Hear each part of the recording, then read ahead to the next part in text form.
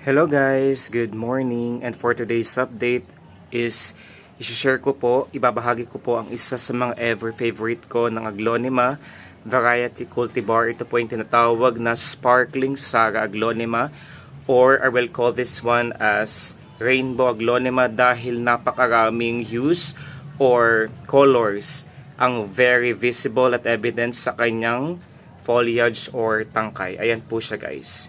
One of the best houseplants in terms of abundance, prosperity, good fortune, wealth, and love, and of course, healing in life.